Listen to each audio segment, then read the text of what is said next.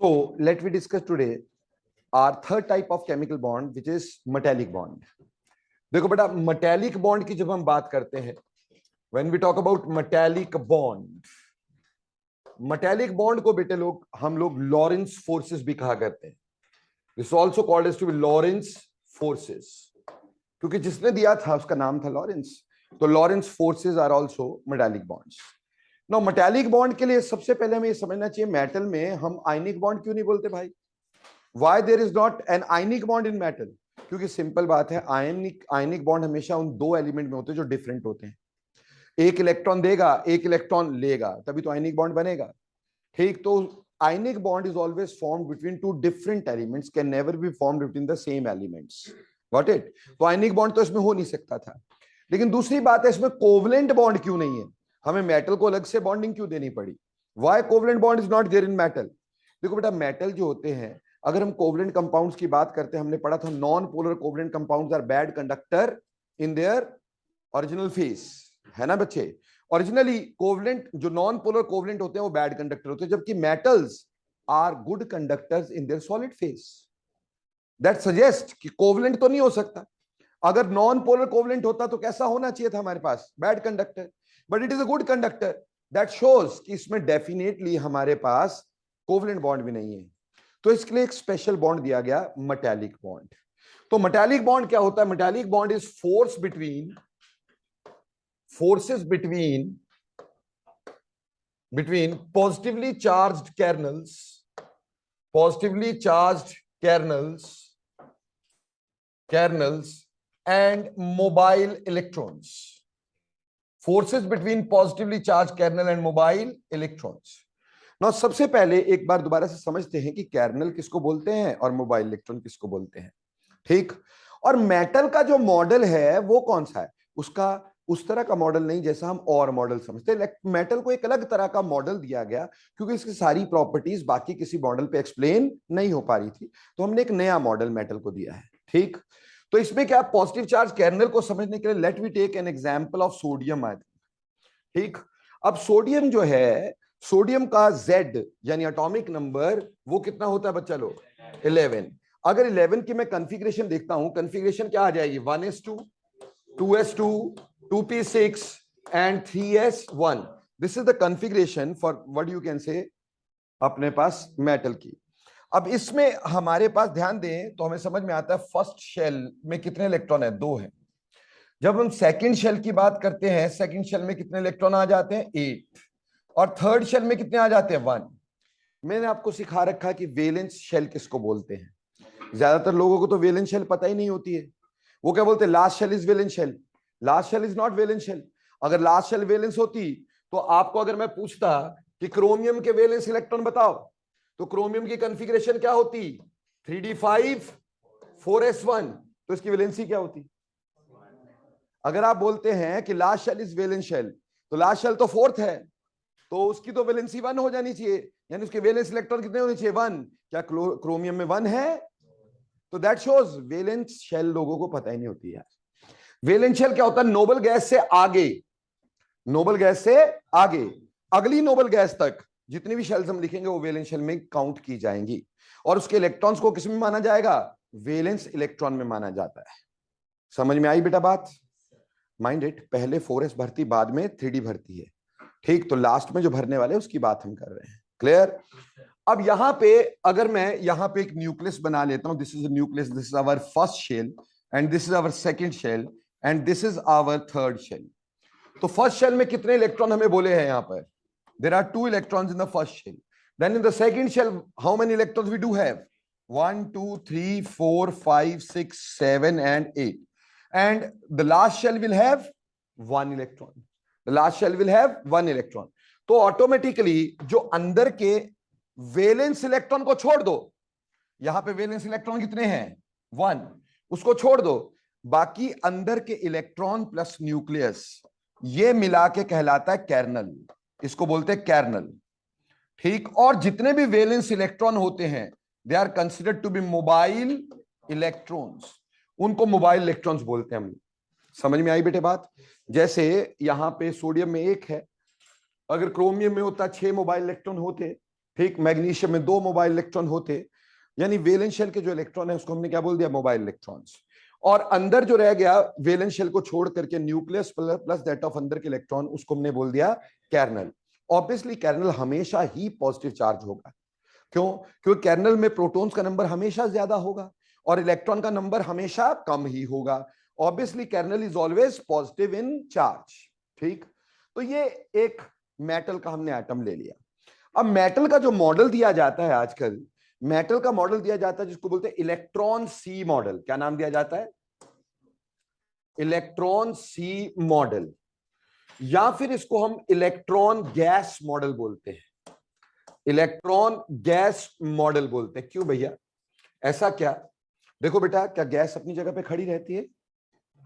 नहीं रहती। क्या सी अपनी जगह पे खड़ा रहता है? नहीं रहता है। तो यहां पे क्या है हमारे पास, इलेक्ट्रॉन्स अपनी जगह पे खड़े नहीं रहेंगे, इसलिए इसको इलेक्ट्रॉन सी मॉडल या इलेक्ट्रॉन गैस मॉडल बोला गया। ये कहता है कि positively charge kernels, positively charged kernels, kernels are emerged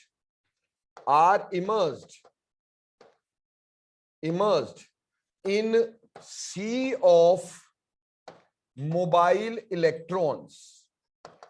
जो पॉजिटिवली चार्ज कर्नल है वो सी ऑफ मोबाइल इलेक्ट्रॉन्स में इमर्ज्ड यानी पड़ा हुआ है। जैसे मान लो हम इसका मॉडल बना देते हैं। हमने बोला कि ये कर्नल्स हैं, ये एक कर्नल, ये दूसरा कर्नल, ये तीसरा कर्नल, ये चौथा कर्नल है, ये पांचवा कर्नल है। इसी तरह से ये कर्नल्स हैं मेटल के। ठीक, और जो मोबाइल इलेक्ट्रॉन्स है बेटा, दीज आर मोबाइल इलेक्ट्रॉन्स। ठीक, ये मोबाइल इलेक्ट्रॉन्स हैं।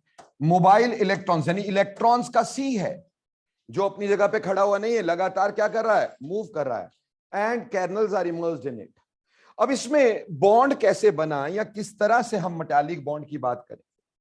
देखो, जब ये इलेक्ट्रॉन इस कर्नल के पास है तो इसकी अट्रैक्शन इस कर्नल से, इस कर्नल से और इस कर्नल से है।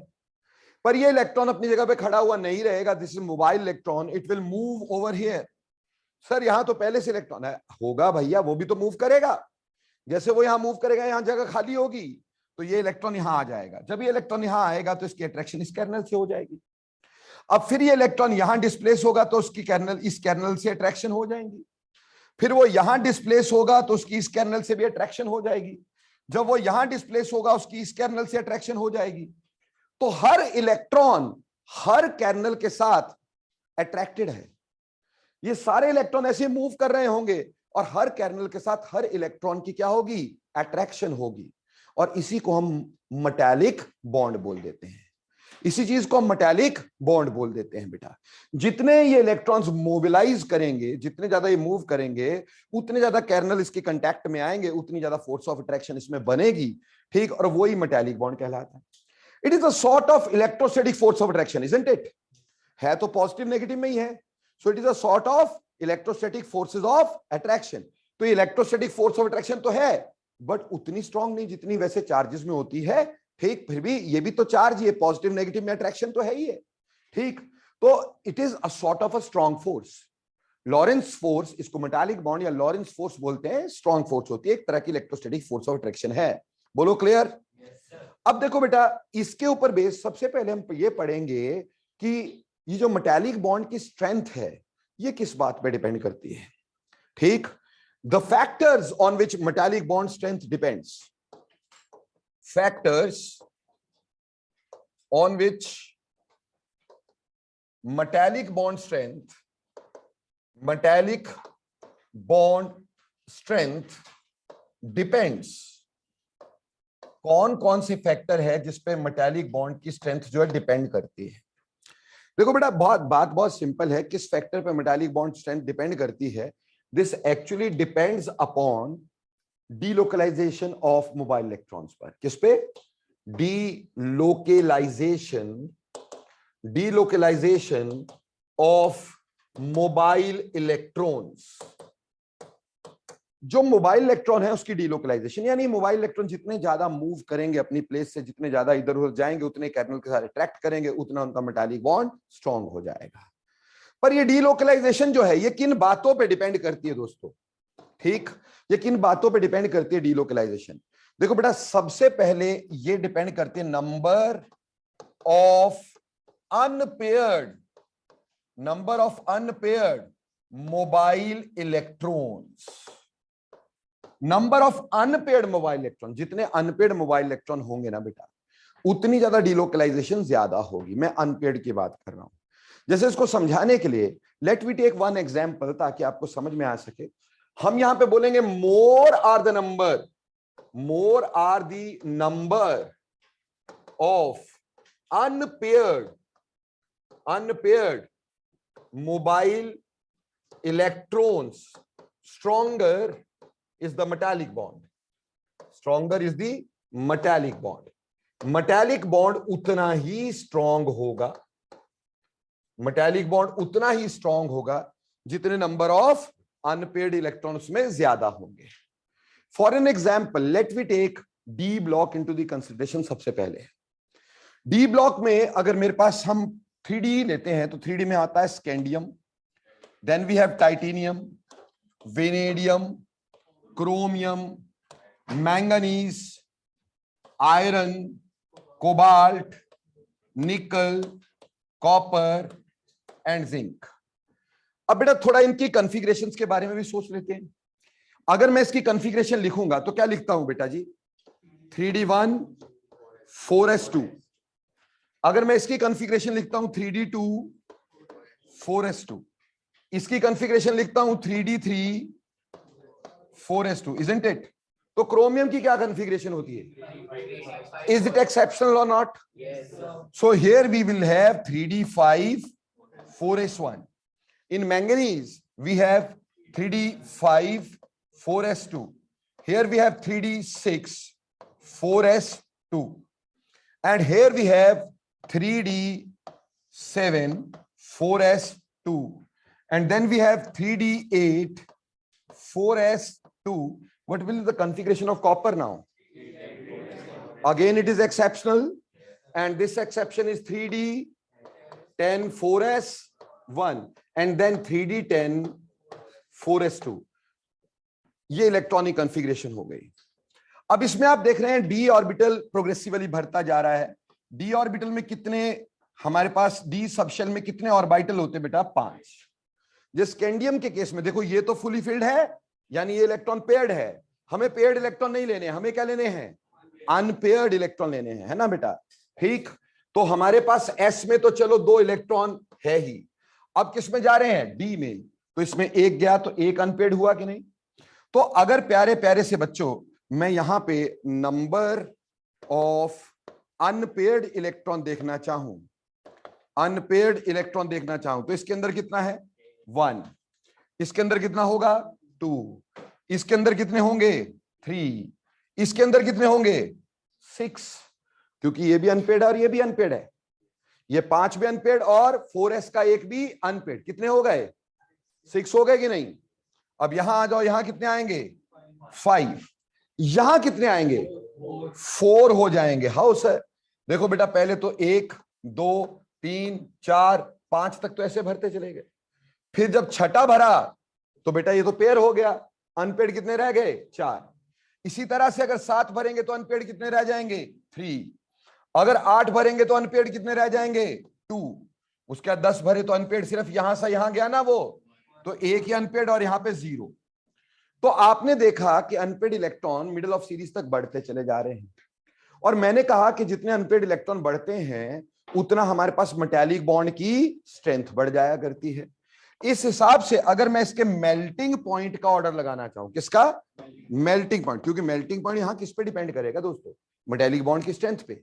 इसके लैटिस के अंदर कौन से बॉन्ड्स हैं? Metallic bonds. जैसे आयनिक चीज के अंदर क्या होते थे? आयनिक बॉन्ड्स। यहां कौन से? Metallic bond. तो इसके लैटिस की स्ट्रेंथ किस पे डिपेंड करेगी? मेटालिक बॉन्ड पे। और मेटालिक बॉन्ड किस पे डिपेंड कर रहा है? नंबर ऑफ अनपेयर्ड इलेक्ट्रॉन्स पर। तो जैसे अनपेयर्ड इलेक्ट्रॉन बढ़ते चले गए, वैसे हमारे पास मेटालिक बॉन्ड की स्ट्रेंथ बढ़ती चले गई, वैसे मेल्टिंग बॉन्ड बढ़ता चला जाना चाहिए। तो जब मेल्टिंग पॉइंट का ऑर्डर देखते हैं, इसमें स्कैंडियम का मेल्टिंग पॉइंट कम होता है, टाइटेनियम का ज्यादा होता है, वेनेडियम का और ज्यादा होता है, क्रोमियम का बहुत ज्यादा होता है। आप देख रहे हो अनपेयर्ड इलेक्ट्रॉन बढ़ रहे हैं, उसका मैंगनीज का कम हो जाएगा ना भाई, क्योंकि अनपेयर्ड इलेक्ट्रॉन कम हो गए। आयरन का थोड़ा कम होना चाहिए था, आयरन में हल्का सा ज्यादा है, उसका रीजन अपन डिस्कस करेंगे। ठीक, आयरन के बाद कोबाल्ट का कम है, कोबाल्ट से निकल का कम है, निकल से कॉपर का कम है, और कॉपर से जिंक का कम है। तो हम देख रहे हैं मिडिल ऑफ सीरीज तक हमारे पास क्या कर रहा है, मेल्टिंग पॉइंट क्या कर रहा है, इंक्रीज कर रहा है। मिडिल ऑफ सीरीज तक मेल्टिंग पॉइंट क्या कर रहा है, increase, and then it decreases. Why? क्योंकि पहले मिडिल ऑफ सीरीज तक क्या हुआ, नंबर ऑफ अनपेड इलेक्ट्रॉन बढ़े, उनकी डीलोकलाइजेशन बढ़ी, और फिर मिडिल ऑफ सीरीज का नंबर ऑफ अनपेड इलेक्ट्रॉन कम हुए तो मेटालिक बॉन्ड की स्ट्रेंथ कम हो गई, इसलिए मेल्टिंग पॉइंट डिक्रीज होना शुरू हो गया। अब इसमें मैंगनीज में आयरन से कम क्यों? चलो क्रोमियम से कम होना तो चलो जायज था, क्योंकि क्रोमियम में 6 थे, इसमें 5 थे, लेकिन आयरन से कम क्यों? बेटे मैंगनीज की अगर कॉन्फ़िगरेशन देखोगे, is it a stable configuration और not? 3d5 4s2 3d half filled whereas 4s2 fully filled, तो कहने का मतलब this is a stable configuration, isn't it? और स्टेबल कॉन्फ़िगरेशन जो होती है, ज्यादा स्टेबिलिटी की वजह से they are more attracted towards nucleus, इसके electrons will be more attracted towards nucleus. बेटा मोर स्टेबल एनर्जी कम, मोर स्टेबल एनर्जी कम, तो इलेक्ट्रॉन्स के पास एनर्जी कम है, so they are more attracted towards nucleus. तो न्यूक्लियस इनको खींच कर रखेगा, ज्यादा डीलोकलाइज नहीं होने देगा, कम डीलोकलाइज होने देगा। इस वजह से आयरन के मुकाबले मैंगनीज के मेल्टिंग पॉइंट में हल्का सा डिप होता है। अब यह भी नहीं कि बहुत स्टेबल तो इलेक्ट्रॉन्स और बहुत टाइटली हेल्ड, ऐसा भी नहीं है, ठीक, बाकियों से ज्यादा ही है, सिर्फ आयरन के मुकाबले हल्का सा इसमें क्या आ गया, डिप आ गया, because of stable configuration electrons are more tightly held by the nucleus, so delocalization is somewhat less, इसलिए आयरन के मुकाबले मैंगनीज में डिप है। अदरवाइज डायरेक्टली मेल्टिंग पॉइंट क्या करता है, मिडिल ऑफ सीरीज तक बढ़ता और सबसे एंड में क्या करता, डिक्रीज करता है। तो यहां से क्लियर हुआ, नंबर ऑफ अनपेड इलेक्ट्रॉन बढ़ने से मेटालिक बॉन्ड की स्ट्रेंथ बढ़ती है। सर अगर इलेक्ट्रॉन पेयर हो जाता है तो क्या फर्क पड़ता है? भैया उसकी डीलोकलाइजेशन कम हो जाती है ना। शादी से पहले बंदा 7 बजे घर जाए, कोई पूछता है क्या? 8 बजे जाए, कोई पूछता है क्या? 10 बजे जाए, किसी को कोई फर्क नहीं पड़ता। 11 बजे जाए, 1 बजे जाए, कंप्लीट डीलोकलाइज सारी रात, है ना, कोई पूछने वाला नहीं। जहां शादी हुई नहीं, है ना, 10 बजे के बाद घर के बाहर, घर के अंदर कदम रखा नहीं कि बेलन तैयार है ना भाई, है ना, पर्सनल एक्सपीरियंस है मेरा भाई। तो कहने का मतलब क्या है, ऐसा बेलन का डर नहीं दोस्त, कहने का मतलब यह है कि एक अट्रैक्शन हो जाती है। तो बेसिकली बस यार लाइट मूवमेंट को लाइट मूवमेंट की तरह लेके खत्म कर देने का है ना, तो वो इसीलिए होता है कि बहुत बोर्डम ना हो जाए, तो लाइट मूवमेंट को लाइट मूवमेंट के लेकर के खत्म कर देने का। बेसिक बात यह है कि अगर एक ही ऑर्बिटल में 2 इलेक्ट्रॉन हुए तो बेटे उनके डीलोकलाइजेशन का रीजन कम हो जाएगा। बेटा एक जंगल में 2 शेर नहीं रह सकते दोस्त, ठीक, अगर वो 2 शेर रहेंगे एक जंगल में तो अपना एरिया मार्क करके रहेंगे, दूसरे एरिया में दूसरा शेर नहीं जा सकता है। इसी तरह ऑर्बिटल एक ही है, अगर उसमें एक इलेक्ट्रॉन होगा तो कंप्लीट ऑर्बिटल का मालिक है, जहां मर्जी घूमे, है ना। बट अगर दूसरा इलेक्ट्रॉन आ गया तो भैया एरिया विल बी मार्क्ड और नॉट, है ना, तो डीलोकलाइजेशन थोड़ी थोड़ी कम हो जाएगी ना। तो क्या होता है, पेयरिंग से डीलोकलाइजेशन कम हो जाती है due to hindrance of other electron. तो अनपेड इलेक्ट्रॉन जितने ज्यादा होते हैं उतना मेल्टिंग पॉइंट का, उतना you can say metallic bond का स्ट्रेंथ ज्यादा होता है। बोलो बेटा ये क्लियर हो गई बात मेरी? हाँ जी बेटा। डीलोकलाइजेशन का मतलब होता है अपनी जगह से मूव करना, डीलोकलाइज्ड अपनी जगह पे खड़े हुए ना रहना, ठीक, अपनी जगह से मूव करते रहना। और मूव करने से तो मेटालिक बॉन्ड बना है ना दोस्त। अगर वो इलेक्ट्रॉन अपनी जगह से हिले ही नहीं तो उसके तो जिस कर्नल से अट्रैक्शन उसी कर्नल के साथ है, बाकियों के साथ तो है ही नहीं। ये जब मूव करेगा तभी तो सभी कर्नल के साथ जुड़ेगा, तभी सभी कर्नल के साथ क्या आएगा, अट्रैक्शन आएगी, और तभी मेटालिक बॉन्ड बनता है। बोलो क्लियर हो गया कि नहीं? हाँ जी बेटा। नहीं है बिल्कुल भी, ठीक, बिल्कुल भी नहीं। हाँ जी, हाँ जी बेटा जी, ठीक। तो हमने इस तरह से पढ़ा, पहला नंबर ऑफ अनपेड इलेक्ट्रॉन। हाँ जी बेटे। जैसे पेयर्ड इलेक्ट्रॉन है तो उसकी इंटर इलेक्ट्रॉनिक रिपल्शन भी ज्यादा होगी। हाँ जी, मतलब ज्यादा। अरे बेटा इसी कमरे के अंदर घूमना है, ठीक, एक बंदा अकेला है, सारे कमरे में घूम सकता है। अब रिपल्शन इसी कमरे के अंदर ही रहना है ना, जगह तो कम हो गई कि नहीं, समझ रहे हो मेरी बात? तो जब भी पेयरिंग होती है तो डीलोकलाइजेशन में हिंड्रेंस हो जाती है, ठीक, रुकावट आ जाती है दूसरे की रिपल्शन की वजह से। क्लियर हो गया? तो ये पहला फैक्टर हो गया नंबर ऑफ अनपेड इलेक्ट्रॉन। लेकिन बेटा ऐसा भी तो होता है ना, कहीं पे number of unpaired electron same हो। अगर number of unpaired electron same होते हैं तो हम मेटालिक बॉन्ड की स्ट्रेंथ कैसे देखेंगे? बेटा पहले तो हमने देखा, सबसे पहला फैक्टर क्या देखा? पहला फैक्टर देखा नंबर ऑफ अनपेड इलेक्ट्रॉन्स।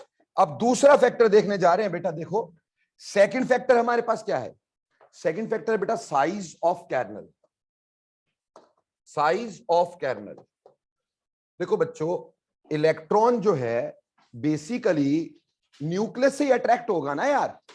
तो कर्नल छोटा होगा तो न्यूक्लियस पास होगा, कर्नल बड़ा होगा तो न्यूक्लियस बहुत डीप सीटेड होगा। तो जितना कर्नल छोटा होगा न्यूक्लियस उतना पास होगा, उसकी अट्रैक्शन उतनी ज्यादा हो जाएगी।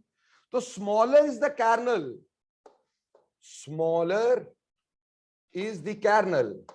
जितना छोटा कर्नल होता है, smaller is the kernel, stronger is metallic bond, stronger is metallic bond. अगर number of unpaired electron same हो गए, ठीक, तो अपन कर्नल का साइज देख लेंगे। जैसे अभी हमने पीरियड लिया था एक, स्कैंडियम से लेकर के जिंक तक का क्या लिया था? पीरियड। एक ग्रुप ले लेते दोस्त, ग्रुप में नंबर ऑफ इलेक्ट्रॉन क्या रहते हैं? सेम। जैसे प्यारे बच्चों मैंने एग्जांपल ले लिया lithium, sodium, potassium, rubidium, caesium, francium लेना ले लो, नहीं लेना कोई बात नहीं, रेडियो एक्टिव है ना, कैंसर हो सकता है, नहीं लेते है ना, तो अपन को सीजियम तक ही चलेगा। फ्रेंसियम लेना हो तो दर्द कुछ नहीं है, लिख लेना इसके बाद, ठीक। अब क्या है कि सभी के नंबर ऑफ अनपेड इलेक्ट्रॉन कितने हैं? 1। नंबर ऑफ अनपेड इलेक्ट्रॉन कितने हैं इसमें? 1। तो ऑब्वियसली एक तो मेटालिक बॉन्ड वीक होगा, एक ही अनपेड इलेक्ट्रॉन है, समझ में आ रहा है? Number of unpaired electrons are least, इसलिए एस ब्लॉक यानी अल्कली मेटल के मेल्टिंग पॉइंट काफी कम होते हैं। एल्कली मेटल के मेल्टिंग पॉइंट काफी कम होते हैं। And they are soft metals, they are soft metals. आपने कभी बचपन में पढ़ा होगा sodium can be cut by knife, है ना, potassium can be cut by knife. और ये भी पढ़ा होगा कि caesium and francium are silk chocolates, है ना भाई, ये मैंने बताया होगा, है ना, कि इसको अगर टेबल पे रखेंगे तो ये क्या होगा? सॉलिड। हाथ में पकड़ते ही क्या होगा? मेल्ट हो जाएगा। Reason, melting point of caesium is more than 25 degree, less than 37 degree. इसका 33 डिग्री होता है मेल्टिंग पॉइंट, ठीक। तो 25 डिग्री से ऊपर है, रूम का टेम्परेचर क्या होता है? 25 डिग्री। तो बेटा रूम पे रखे रखो, मेल्ट नहीं करेगा। आपका टेम्परेचर कितना है? यू आर टू हॉट, है ना, 37 डिग्री। तो 37 डिग्री आपका मेल्टिंग पॉइंट है ना, आपका मतलब बॉडी का टेम्परेचर है। तो आप जब हाथ में पकड़ते हो 33 डिग्री टेम्परेचर उसका मेल्टिंग पॉइंट है, आपका temperature 37, so you are too hot for caesium. तो सीजियम मेल्ट कर जाएगा, समझ में आया? हाथ में पकड़ते ही सीजियम मेल्ट कर गया। बोलो क्लियर? अब ऐसा क्यों हुआ? देखो डाउनवर्ड जाते हुए साइज जो है वो बढ़ता जा रहा है, डाउनवर्ड जाते हुए साइज ऑफ कर्नल क्या कर रहा है? बढ़ रहा है।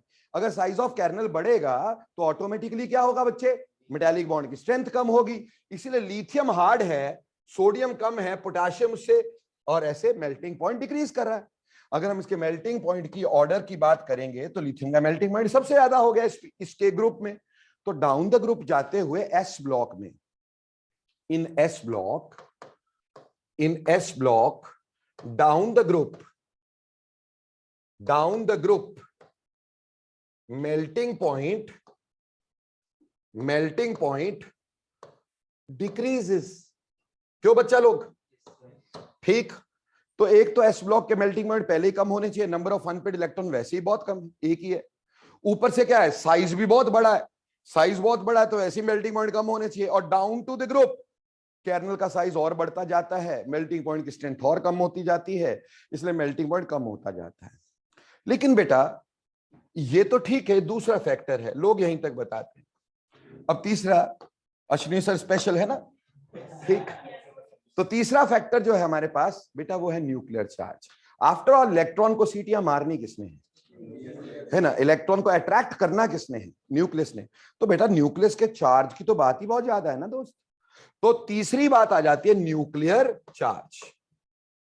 न्यूक्लियर चार्ज, प्यारे प्यारे से बच्चों, न्यूक्लियर चार्ज हमें पता है पूरा लगता ही नहीं किसी में। क्या लगता है? Z effective. और मेरे प्यारे प्यारे बच्चे जो हैं वो Z इफेक्टिव कैसे निकालते हैं? Z minus sigma.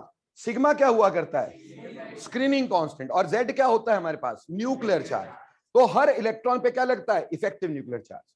देखो बेटा, हमने बोला down the group melting point decreases, पर यहां मैंने स्पेसिफिकली लिखा एस ब्लॉक। अगर मान लो मैं डी ब्लॉक में चलता हूं, डी ब्लॉक में मेरे पास एक सीरीज है 3D, एक है 4D और एक है 5D। ऐसे अभी तो 6D भी पूरी हो गई, पर अभी आपकी किताबों में जितनी है उतनी लेते हैं। वैसे तो 6D भी पूरी हो गई ना, अब तो हम जानते हैं 6D वाले एलिमेंट भी। बट इसमें अगर मेल्टिंग पॉइंट का ऑर्डर लगाएं तो हम क्या देखते हैं कि 5D का ज्यादा ऐसा हो जाता है। ठीक, अब ये तो down the group melting point क्या कर रहा है, इंक्रीज। ठीक, in D block down the group melting point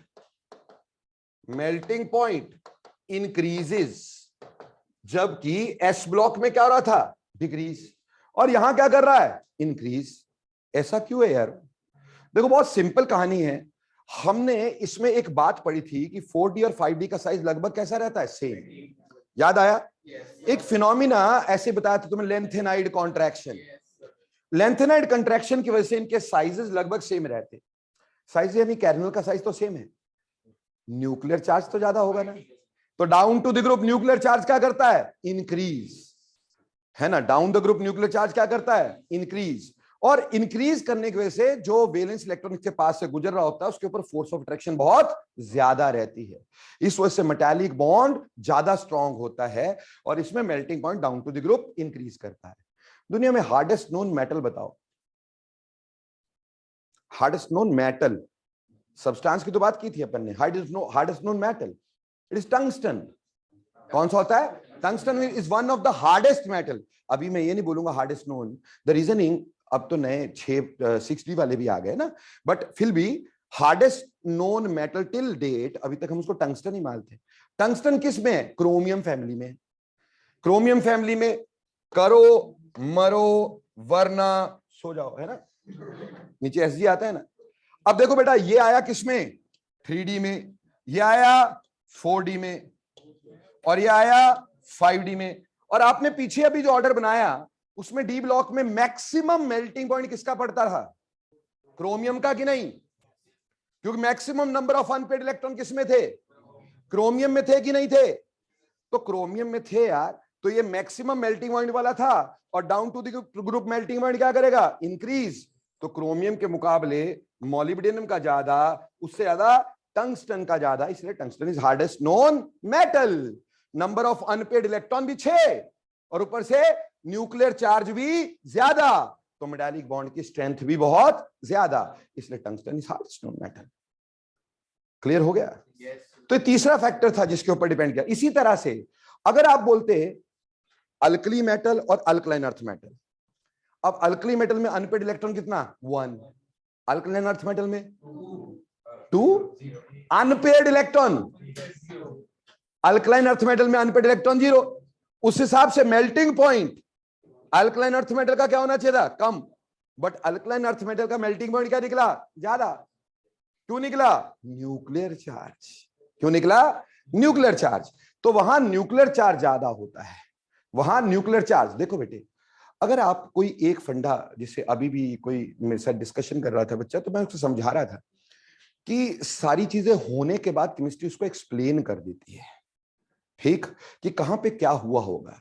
किसी फंडे को लेकर के हमने एक शॉर्टकट बनाया होता है, वो चीजें मैकेनिकली, यहां बोले एक्सपेरिमेंटली पहले देखी गई होती है, ठीक।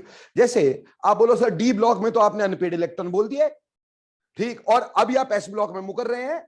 एस ब्लॉक में बोले एक अनपेड इलेक्ट्रॉन जो है उसमें आपका मेल्टिंग पॉइंट कम है, और जहां 0 अनपेड है उसमें मेल्टिंग पॉइंट ज्यादा है, वहां आप न्यूक्लियर चार्ज लगा रहे हैं। बेटा ऑब्वियसली इन दोनों फैक्टर में से कहीं पे कोई ओवरवे करता होगा और कहीं कोई और ओवरवे करता होगा। मैं आपको उसकी पिक्चर बता देता हूं कि ऐसा होता है। इसलिए अल्कलाइन अर्थ मेटल का भी अगर बोले एल्कली मेटल के मुकाबले क्यों ज्यादा है, that is again due to nuclear charge, otherwise reason हो ही नहीं सकता था। It can only be due to nuclear charge. Moreover alkaline earth metal का कर्नल भी तो छोटा होगा, तो उसमें 2 फैक्टर इकट्ठे हो गए, कर्नल भी छोटा हो गया और न्यूक्लियर चार्ज भी ज्यादा हो गया। इस वजह से चाहे डीलोकलाइजेशन थोड़ी कम थी, पेयरिंग की वजह से डीलोकलाइजेशन थोड़ी कम थी, बट येट दो फैक्टर बढ़ गए ना, तो उन्होंने क्या किया, मेल्टिंग पॉइंट को बढ़ा दिया। तो वो भी दो फैक्टर्स की वजह से हो गया बेटा। लोग बोलो समझ में आया? लेकिन वो केमिस्ट्री क्या जिसमें मिस्ट्री ना हो, है ना। देखो बेटा, ये तो क्लियर हो गया कि अगर आप डी ब्लॉक में पीरियड में जाते हो तो क्या होता है, डी ब्लॉक में पहले मेल्टिंग पॉइंट बढ़ता है और फिर डिक्रीज करता है। पहले मेल्टिंग पॉइंट मिडिल तक बढ़ता है, फिर डिक्रीज करता है नंबर ऑफ अनपेड इलेक्ट्रॉन, यानी वहां पे अनपेड इलेक्ट्रॉन का नंबर ज्यादा डिटरमिन करता है मेटालिक बॉन्ड की स्ट्रेंथ को। जब हम ग्रुप में जाते हैं तो ग्रुप में साइज ऑफ कर्नल की बात होती है और दूसरा न्यूक्लियर चार्ज की। एस ब्लॉक में साइज ऑफ कर्नल ज्यादा बढ़ जाता होगा, न्यूक्लियर चार्ज इतना ज्यादा अफेक्ट नहीं करता होगा, इसलिए उसमें मेल्टिंग पॉइंट डिक्रीज करता है। लेकिन डी ब्लॉक में मेल्टिंग पॉइंट क्या कर रहा है, इंक्रीज कर रहा है, क्योंकि उसमें न्यूक्लियर चार्ज का इंक्रीज ज्यादा होगा, क्योंकि साइज तो ज्यादा बढ़ा ही नहीं, साइज में तो चेंज ज्यादा हुआ ही नहीं due to lanthanide contraction, size तो इतना ज्यादा फर्क नहीं पड़ा, बट न्यूक्लियर चार्ज बहुत ज्यादा बढ़ेगा, है ना, क्योंकि स्क्रीनिंग कम होगी, उससे पहले डी ऑर्बिटल्स भरेंगे, स्क्रीनिंग कम होगी और न्यूक्लियर चार्ज ज्यादा होगा, इसलिए डी ब्लॉक में डाउन टू द ग्रुप ये इंक्रीज किया। ठीक, पीरियड में जाते हुए हमारे पास अल्कली मेटल में भी अल्कलाइन अर्थ मेटल का भी ज्यादा हो रहा था। पी ब्लॉक में बेटा नॉन मेटल ज्यादा, मेटल कम है, तो पी ब्लॉक में मेटल नीचे नीचे हैं। ठीक, और पी ब्लॉक नॉर्मल एलिमेंट्स यानी एस ब्लॉक की तरह ही डाउन टू द ग्रुप उनका मेल्टिंग पॉइंट क्या करता है, डिक्रीज करता है। बट वो जब पी ब्लॉक पढ़ेंगे और बहुत सारी चीजें बताने को होती हैं इसमें, सिर्फ एक ही नहीं होती। क्लियर? एनी हाउ, एक बात करते हैं, दो यहां पे चीजें डिस्कस करनी है अपन ने। पहली चीज डिस्कस करनी है, एक हमारे पास है कॉपर की फैमिली। कॉपर में क्या है, कॉपर, सिल्वर, गोल्ड, ये है बेटा हमारे पास copper, silver, gold, coinage metals. इसका एक्सपेक्टेड मेल्टिंग पॉइंट बोलो, बोलो बोलो, एक्सपेक्टेड मेल्टिंग पॉइंट। कॉपर का कम, सिल्वर का ज्यादा, गोल्ड का ज्यादा, क्योंकि down to the group d block में मेल्टिंग पॉइंट क्या करता है, बढ़ता है ना बेटा। बट इसमें एक्सेप्शन है, ये एक्सपेक्टेड है, बट एक्चुअली क्या है, एक्चुअली क्या है, एक्चुअली ये कॉपर थोड़ा यहां पे आ जाता है, बाकी सब कुछ ठीक है। यानी सिल्वर का कम है, ओके डन, गोल्ड का उससे ज्यादा है और कॉपर का सबसे ज्यादा हो जाता है। That is due to very small size of copper. यहाँ पे कॉपर पीरियड में जाते साइज छोटा हो जाता है ना बेटा, तो that is due to small size of copper. इसका कर्नल बहुत छोटा हो जाने से electrons are very tightly held, metallic bond is stronger. तो copper is an exception over here, ये पहला एक्सेप्शन आपके पास है। दूसरा, एक जिंक फैमिली की बात करेंगे, zinc, cadmium, mercury. Zinc, cadmium, mercury तीनों मेटल हैं। इसका एक्सपेक्टेड ऑर्डर बोलो, एक्सपेक्टेड ऑर्डर बोलो, जिंक, कैडमियम, मरकरी का सबसे ज्यादा। ऐसा होना चाहिए था कि नहीं, ऐसा होना चाहिए था, बट इसका एक्चुअल ऑर्डर क्या है, इसका एक्चुअल ऑर्डर है zinc is greater than cadmium, greater than mercury. Mercury is the only liquid metal we have. Liquid metal एक ही है, मरकरी, है कि नहीं? इसका मतलब इसका मेल्टिंग पॉइंट कम होता होगा ना यार, तभी तो लिक्विड है। तो भैया ये ऑर्डर भी एक्सेप्शन है। अगेन इसमें क्या होगा कि ये फुली फिल्ड सब शेल होती है, आपको अच्छे से पता है। जिंक की कॉन्फ़िगरेशन 3d10 4s2, तो नंबर ऑफ अनपेड इलेक्ट्रॉन तो 0 है, तो पहले डीलोकलाइजेशन कम है और नीचे जाके यहां पे लेंथेनाइड कंट्रैक्शन का इतना अफेक्ट नहीं होता है, इनमें साइजेस का भी थोड़ा फर्क रहता है। ठीक, तो मेटालिक बॉन्ड यहां डाउन टू द ग्रुप जाते हुए वीक बन जाता है। तो ये दो एक्सेप्शन है अपने पास। ठीक, बाकी नॉर्मल ट्रेंड है, बाकी कुछ भी नहीं है। ठीक, अब ध्यान दो, आपको स्ट्रेंथ कोई भी सोचने की जरूरत नहीं। एस ब्लॉक में डाउन टू द ग्रुप क्या करेगी, decrease, melting point down to the group decreases s block में। ठीक, और डी ब्लॉक में डाउन टू द ग्रुप क्या करेगा, इंक्रीज। अलोंग द पीरियड क्या करेंगे, increase. Melting point along the period are increasing, चाहे वो किस में होगा, बट डी ब्लॉक में मिडिल ऑफ सीरीज तक इंक्रीज देन डिक्रीज। मैंगनीज में dip due to stable configuration, और यहां पे exception is again due to stable configurations. Clear, समझ में आया? और इसमें exception due to very small size. ठीक, हाँ जी जनाब, ठीक। सो कॉपर में due to very small size. हाँ जी बेटा,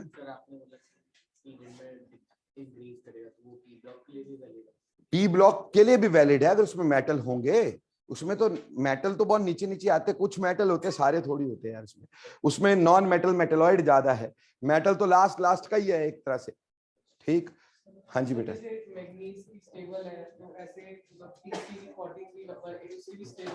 टेक्नीशियन बिल्कुल, तो वैसे डिप पाया जाता है उसमें, बिल्कुल डिप पाया जाता है उसमें। ठीक, तो कुछ चीजें +2 में भी जाएंगी ना भाई, सारा कुछ यही नहीं होगा ना। ठीक, it is a general trend for metallic bond. ये मेटालिक बॉन्ड का जनरल ट्रेंड है। यानी मैंने आपको सिर्फ मेटालिक बॉन्ड की स्ट्रेंथ बताई, 3 चीजों पे डिपेंड करवाया। Number 1 number of unpaired electrons, number 2 size of kernel, number 3 effective nuclear charge. Got it और नॉट? जी जनाब। बेटा जिंक फैमिली वाली एक्सेप्शन के बहुत सारे रीजन होते हैं। Number 1 unpaired electron 0। ठीक, इसमें आपका साइज भी बड़ा होता है। ठीक, साइज बेटा अपने अपने पीरियड में सबसे बड़ा होता है इसका। ठीक, आपको पढ़ाया गया ये, अपने अपने पीरियड में साइज इसका सबसे बड़ा होता है। ठीक, स्कैंडियम का तो सबसे बड़ा है ही है, बट इसमें भी साइज काफी बड़ा होता है जिंक वगैरह में। ठीक है, moreover fully filled configuration, electrons are tightly held. So electrons are tightly held, delocalization is less, metallic bond strength is less. Down to the group, nuclear charge increases, electrons are more tightly held. ठीक, तो कई बार electron tightly held होने से melting point बढ़ता है, पर कई बार electron tightly held होने से उसकी डीलोकलाइजेशन बिल्कुल ही रुक जाती है। जब बिल्कुल ही रुक जाएगी तो मेटालिक बॉन्ड की स्ट्रेंथ ही क्या हो जाएगी? वीक हो जाएगी। तो कई सारी चीजें वो +2 में करेंगे अपन लोग। ठीक, हाँ जी बेटा जी। ऑब्वियसली, हाँ जी।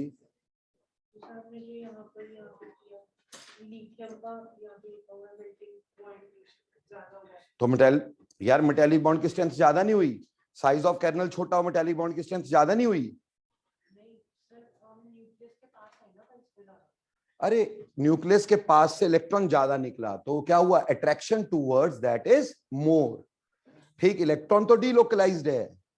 ठीक, वो सिर्फ मैंगनीज वगैरह में बोला कि स्टेबल कॉन्फ़िगरेशन की वजह से इलेक्ट्रॉन्स आर टाइटली हेल्ड। ऐसे नहीं बोला कि छोटे साइज से इलेक्ट्रॉन्स आर टाइटली हेल्ड, ऐसा कहीं नहीं बोला मैंने बोला फोर्स ऑफ अट्रैक्शन ज्यादा होती है, क्योंकि फोर्स ऑफ अट्रैक्शन जो होता है that is directly proportional to Q1 Q2 upon R²। समझ में आई? तो जितना उनके बीच में डिस्टेंस कम होगा, फोर्स ऑफ अट्रैक्शन थोड़ी ज्यादा हो जाएगी। इसलिए मेटालिक बॉन्ड की स्ट्रेंथ छोटे साइज में ज्यादा होती है। क्लियर?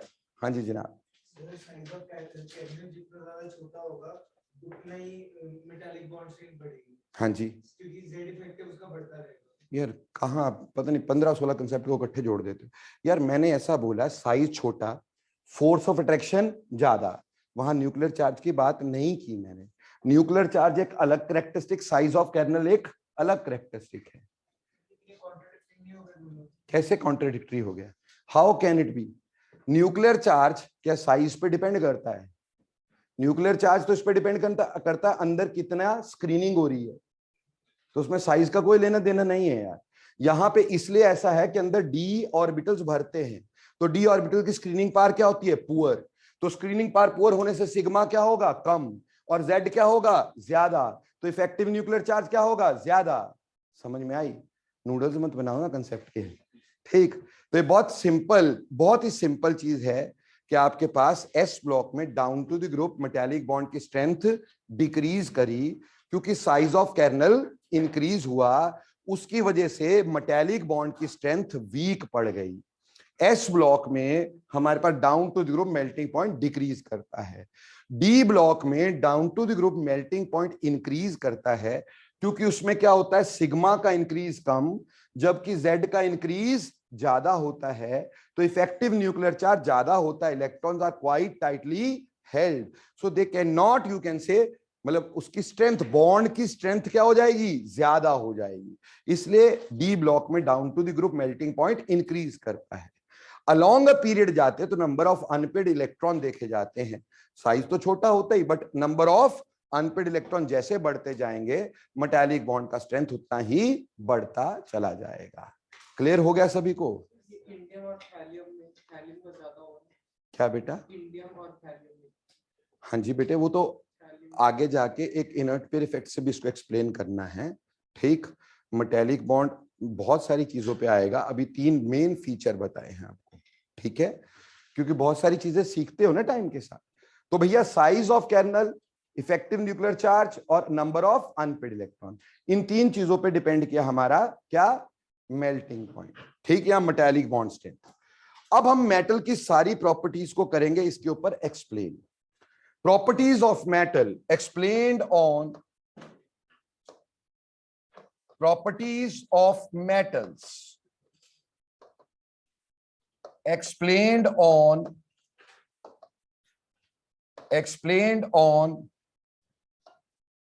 metallic bond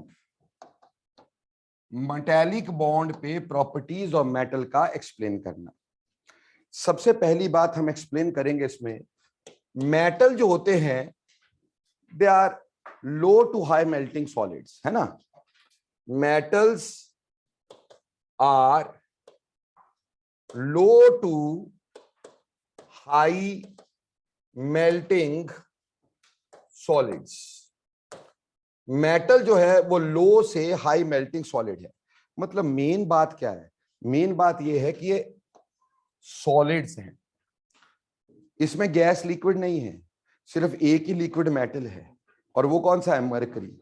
अदरवाइज हमारे पास metals are low to high melting solids. इसका मतलब इसकी फोर्सेस ज्यादा हैं।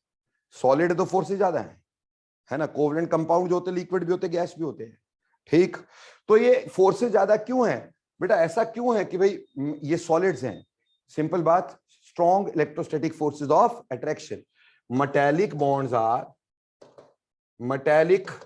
bonds are electrostatic force of attractions, electrostatic forces of attraction. So they are strong forces, and as they are strong forces, obviously they must be having melting points high. ठीक, they must be solids. और रही बात लो से high, depending upon the strength of metallic bond. जिसकी strength of metallic bond कम है भाई वो low melting होगा, जिसकी स्ट्रेंथ ऑफ मेटालिक बॉन्ड ज्यादा है वो हाई मेल्टिंग होगा। ठीक, और मेटालिक बॉन्ड की स्ट्रेंथ हमने देख लिया है। क्लियर? तो पहली प्रॉपर्टी एक्सप्लेन्ड ही है। दूसरी property, the second property you have to explain. देखो बेटा, मेटल जो होते हैं ना, इसकी सबसे इंपॉर्टेंट प्रॉपर्टीज में से आती है कंडक्टिविटी, जिसकी वजह से हमें मेटल को अलग से मॉडल देना पड़ा। मेटल को अलग से मॉडल ही क्यों देना पड़ा? Because of its conductivity in solid phase. Otherwise हम कोवलेंट बॉन्ड बोल देते इसमें। ठीक, तो हमें एक्सप्लेन करना है metals are good conductors of heat and electricity. Metals are good conductor of heat and electricity. Metals are good conductor of heat and electricity. पहले हम गुड कंडक्टर ऑफ हीट की बात करेंगे। बेटा हीट के कंडक्टर को हम बोलते हैं थर्मल कंडक्टिविटी। क्या बोलते हैं? Thermal conductivity.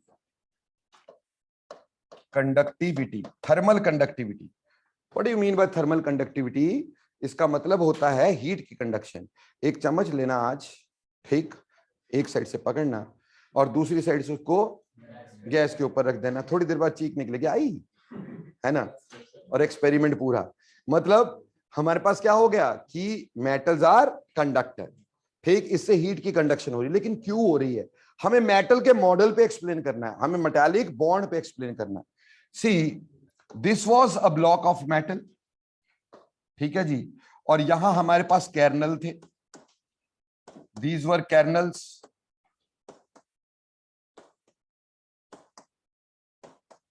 ये कर्नल थे, और यहां पे बीच में हमारे पास क्या थे बच्चा लोग?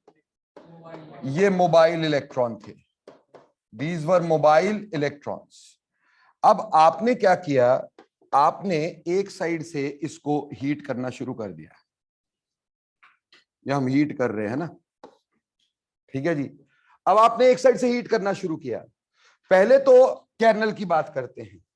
जब कर्नल के तरफ हीट पहुंचेगी तो वो अपनी मीन पोजीशन पे वाइब्रेट करेगा, मर गया मम्मी, मर गया मम्मी, है ना, मतलब अपनी जगह पे हिलेगा तो ना। कर्नल मूव नहीं कर सकते, सिर्फ क्या कर सकते हैं, अपनी मीन पोजीशन पे वाइब्रेट कर सकते हैं। तो जैसे इसको एनर्जी मिलेगी, यानी एनर्जी मिलने से इसमें वाइब्रेटरी मोशन आएगा, और वाइब्रेटरी मोशन से एनर्जी क्या होती है, रिलीज होती है, और वो एनर्जी रिलीज होकर अगले कर्नल को मिलेगी। समझ में आई? जैसे जब आपको ठंड लगती है तो आप कांपते हो कि नहीं कांपते हो, आपकी शिवरिंग होती है ना। क्यों होती है वो शिवरिंग? हमारा बॉडी जो है हमारा अपना टेम्परेचर मेंटेन करने की क्या करती है, कोशिश करती है। अगर हमारे पास ठंड होती है तो हमारी बॉडी शिवर करती है ताकि हमारी बॉडी से एनर्जी रिलीज हो और हमारे आसपास वाला एटमॉस्फेयर थोड़ा ज्यादा एनर्जेटिक हो जाए, हमें ठंड थोड़ी कम लगे। तो आज के बाद जब भी ठंड लगे ना, जोर जोर से कांपना शुरू कर दे, ठीक, अपने आप मजा आ जाएगा। ठीक, तो कहने का मतलब क्या है कि हमारे पास जब इस कर्नल को हमने हीट किया, सुनते जाओ, हीट किया तो कर्नल अपनी मीन पोजीशन पे क्या करेगा, वाइब्रेट करेगा, और जब भी कोई चीज वाइब्रेट करेगी इट विल लूज एनर्जी। वो एनर्जी लूज हुई तो कहां गई, अगले कर्नल तक गई। अगला कर्नल हीट होना शुरू हुआ, जब अगला कर्नल हीट होने के बाद उसको भी ज्यादा गर्मी लगी, बोला आई मम्मी, वो भी लगा हिलने, है ना। जब वो वाइब्रेट होगा वो एनर्जी रिलीज करेगा, वो आगे जाएगी। तो पहली वजह तो हो गई इसकी, पहली वजह क्या हो गई बेटा आपके पास, पहली वजह हो गई हमारे पास वाइब्रेशन और ऑसिलेशन ऑफ kernels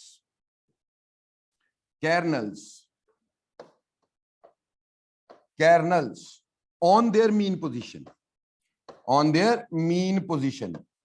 बेटे लैटिस से कर्नल अपनी जगह छोड़ के नहीं भाग सकता दोस्तों, ठीक है। भाई साहब बीच में फंसे हैं, जगह छोड़ के भाग सकते हैं क्या, नहीं भाग सकते ना भाई, बस हिल ही सकते हैं, मर गया। तो वही वाला काम यहाँ पे होना है ना, समझ रहे मेरी बात। तो वाइब्रेशन एक तो इस वजह से, दूसरी बात ऐसा भी तो होता है, इलेक्ट्रॉन को भी तो गर्मी लग सकती भाई, है ना। ये मोबाइल इलेक्ट्रॉन है, इसको भी तो एनर्जी मिलेगी, हीट कर रहे हो एक साइड से, तो भैया ये यहां से भागेगा, यहां से भाग लो भाई, गर्मी है ना। ये कोल्डर रीजन की तरफ मूव करेगा कि नहीं, तो यहां से यहां और यहां से यहां, गर्म इलेक्ट्रॉन गर्म जगह से कहां जा रहा है, कोल्डर की तरफ, और इलेक्ट्रॉन ऐसे मूव करते रहेंगे towards the colder region which were actually hot electrons, ठीक, जिसकी एनर्जी थोड़ी ज्यादा है। समझ में आई? जिन्होंने एनर्जी को क्या किया है, एब्जॉर्ब किया है। अब आप मेरे को ये मत बोलना सर एनर्जी एब्जॉर्ब की, इलेक्ट्रॉन बाहर निकल गया। अरे भाई इतनी एनर्जी नहीं दी हमने कि इलेक्ट्रॉन बाहर निकल जाए, ठीक, उससे पहले ये मेल्ट होगा, मेल्ट होने के बाद निकलेगा, गॉट इट और नॉट, ठीक। फोटो इलेक्ट्रिक इफेक्ट एक अलग फिनोमिना है, उसको यहाँ पे बीच में फंसाना नहीं है, ठीक। अब देखो बच्चे, हमारे पास electron will move from the hotter region to colder region, और ऑब्वियसली जब आप इसको एनर्जी दोगे तो ये हाई एनर्जेटिक इलेक्ट्रॉन्स होंगे, ये ज्यादा मूव करेंगे, आगे जाएंगे, ऑब्वियसली खुद थोड़े से गर्म होंगे ना, तो एक तरह से एनर्जी आगे ट्रांसफर हो रही है कि नहीं। So that is the second reason is due to movement of electrons, movement of energetic electrons to the colder regions, energetic electron to colder regions, ठीक। इन दो वजह से बेटा कर्नल भी एनर्जी छोड़ेगा और इलेक्ट्रॉन भी एनर्जी लेके भागेगा, तो मेटल में सारी जगह पे क्या आएगी, एनर्जी आगे आगे जाती जाएगी कि नहीं जाती जाएगी।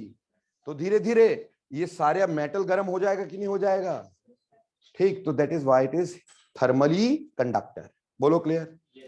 लेकिन एक दूसरी बात आ गई हमारे पास, दूसरी बात आ गई इलेक्ट्रिकल कंडक्टिविटी। बेटा इलेक्ट्रिकल कंडक्टिविटी मतलब करंट को फ्लो करवाना, इलेक्ट्रिकल कंडक्टिविटी। अब इससे, इस मॉडल से इलेक्ट्रिकल कंडक्टिविटी हम कैसे एक्सप्लेन करें, ठीक। जैसे ये हमारे पास, ठीक, मेटल का एक पीस था और हमने यहां पे ये बना दिए इसके कर्नल्स, ये कर्नल है बच्चों, ठीक है जी। और इसके अंदर क्या है बेटा हमारे पास, बोलो फटाफट से, मोबाइल इलेक्ट्रॉन्स। तो ये मोबाइल इलेक्ट्रॉन्स हैं, ठीक है जी। अब हमने क्या किया, हमने इसके आसपास एक इलेक्ट्रिक फील्ड लगा दी, यहां पॉजिटिव टर्मिनल और यहां negative terminal of electricity. Clear हो गया कि नहीं हो गया? अभी क्या है, पॉजिटिव टर्मिनल जो है वो इलेक्ट्रॉन को खींचेगा। पॉजिटिव का मतलब ही क्या है, इलेक्ट्रॉन की कमी होना, तो वो अपनी तरफ इलेक्ट्रॉन को खींचेगा। जब ये इलेक्ट्रॉन को खींचेगा यहां होल बन जाएगा कि नहीं बनेगा, तो ये इलेक्ट्रॉन यहां जंप करेगा तो होल यहां आ जाएगा, तो ये इलेक्ट्रॉन यहां जंप करेगा तो होल यहां आ जाएगा, ये इलेक्ट्रॉन यहां जंप करेगा होल यहां आ जाएगा, ये इलेक्ट्रॉन यहां जंप करेगा होल यहां आ जाएगा, और यहां से इलेक्ट्रॉन यहां आ जाएगा। एक साइड से इलेक्ट्रॉन आया, दूसरी साइड से इलेक्ट्रॉन गया। ठीक, तो इलेक्ट्रॉन मूव हुए एक जगह से दूसरी जगह की नहीं, और कहां से कहां मूव हुए, नेगेटिव टू पॉजिटिव। तो करंट कैसे फ्लो करेगा, positive to negative. Current is always opposite to the flow of electrons. तो होता क्या है, आप चाहे ऐसा बोल लो कि यहां से इलेक्ट्रॉन आया, इसने इसको नॉक किया, ये आगे चला गया, या यहां से इसने इलेक्ट्रॉन खींचा, दोनों में से कोई भी चीज, इलेक्ट्रॉन एक दूसरे को डिस्प्लेस करते रहेंगे, एक साइड से आएंगे दूसरी साइड से इलेक्ट्रॉन निकल जाएगा भाई। ठीक, उस वजह से यानी कि हम बोल सकते it is due to movement of electrons. Movement of electrons, electron की मूवमेंट्स की वजह से हमारे पास क्या होती है, इलेक्ट्रिकल कंडक्टिविटी होती है। समझ में आई? और वाइब्रेशन ऑफ कर्नल की वजह से मेनली थर्मल कंडक्टिविटी होती है। हालांकि थर्मल कंडक्टिविटी में मूवमेंट ऑफ इलेक्ट्रॉन भी कुछ हद तक पार्टिसिपेट कर रही, पर इलेक्ट्रॉन बहुत छोटा है ना यार, तो उसकी कोई इतनी ज्यादा औकात नहीं है कि वो मेटल को गर्म कर दे। मेटल के कर्नल की oscillation is the main reason for transfer of energy from one kernel to another kernel. Clear हो गया? तो अगर कोई कल को बोलता है थर्मल कंडक्टिविटी किसकी वजह से, बोलना oscillation of kernels on their mean position in transfer of energy. और अगर बोले electrical conductivity, that is due to movement of electrons. इस वजह से बेटा हमारे पास मेटल्स आर गुड कंडक्टर्स। जी जनाब। सर जैसे एक इलेक्ट्रॉन से खींचा, तो जो दूसरा इलेक्ट्रॉन है जो उसकी जगह आएगा, उसको ऑलरेडी फोर्स ऑफ अट्रैक्शन में बांधा हुआ है, तो क्यों जाएगा? ऐसा नहीं बेटा, ये तो पहले से मूव कर रहे हैं बच्चे, they are not mobile electrons, so they are already moving. Move करते करते यहां से बाहर निकल गया है ना भाई, यहाँ पे ऑलरेडी तो मूव करते बाहर से, तो बाहर निकल गया है ना, तेरी जगह होल बन गया, भाई ने जंप मार दी।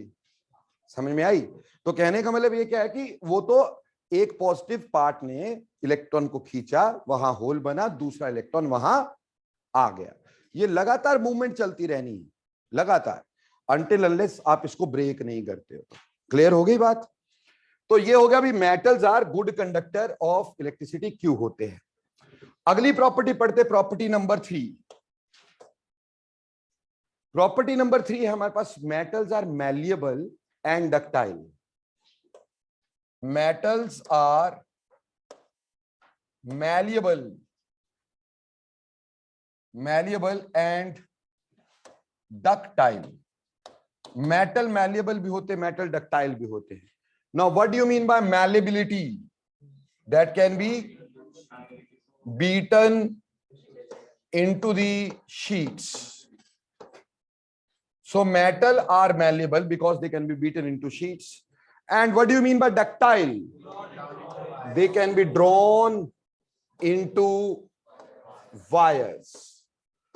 ये wires में हमारे पास ड्रॉ होते हैं। ठीक, अब ये एक्सप्लेन करना ऐसा क्यों होता होगा। ठीक, हम हर चीज को एक्सप्लेन करने की कोशिश में हैं। अब हमें यह एक्सप्लेन करना है कि ऐसा क्यों होता होगा ऑन द मेटालिक बॉन्ड, या मेटल का जो मॉडल है उसके ऊपर एक्सप्लेन कर रहे हैं। तो प्यारे बच्चों अगेन से, अब देखो भैया हमारे पास ये मेटल का पीस है जी, ये एक मेटल का पीस है, और इसके अंदर ये colonel's,